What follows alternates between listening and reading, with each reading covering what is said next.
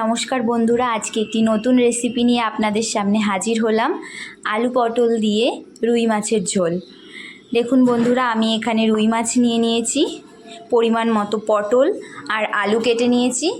এখানে নিয়েছি আদা, জিরে আর কাঁচা লঙ্কা বেটে নিয়েছি এটা, আর টমেটো কেটে নিয়েছি জিরে ধনের গুঁড়ি, হলুদ আর লবণ।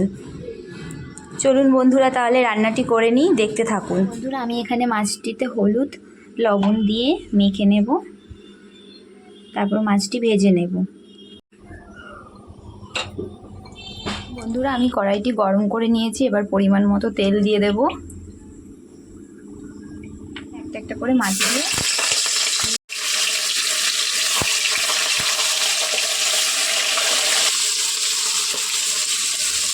বন্ধুরা, আমি মাছগুলো সব ভেজে নিয়েছি।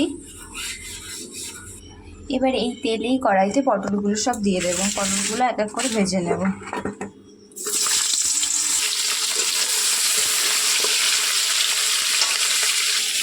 পরিমাণ মতো লবণ আর হলুদ দিয়ে দেবো।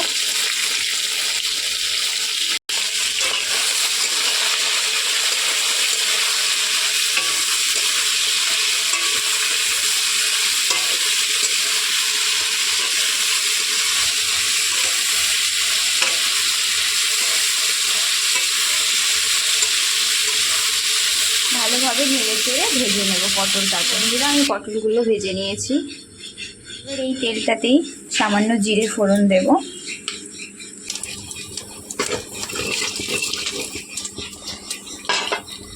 এবার আলুগুলো দিয়ে দেব এক এক করে।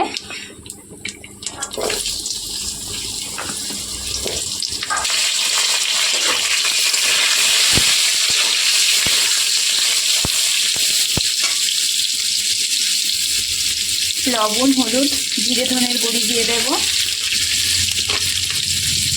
বেটে রাখা মশলাটা দিয়ে দেব।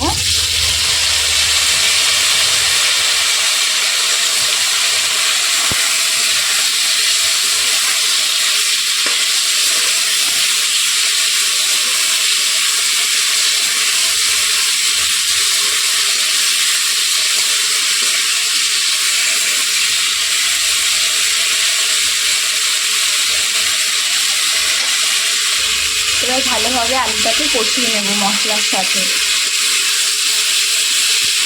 টমেটোগুলো দিয়ে দিলাম। এবার টমেটো, আলু, মশলা ভালোভাবে কষিয়ে নিতে হবে। দেখুন, আমার আলুটা কষানো হয়ে গেছে মশলা দিয়ে। এবার পরিমাণ মতো জল দিয়ে দেব।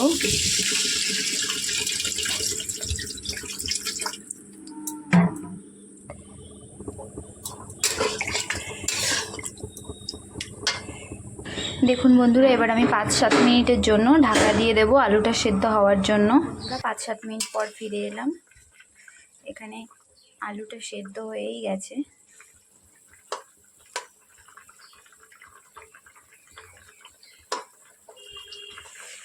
আর 2-3 মিনিট মতো রেখে দেবো এখনো, তারপর মাছগুলো দেব। দেখুন বন্ধুরা, এবার পটল মাছ দুটোই একসাথে দিয়ে দেব।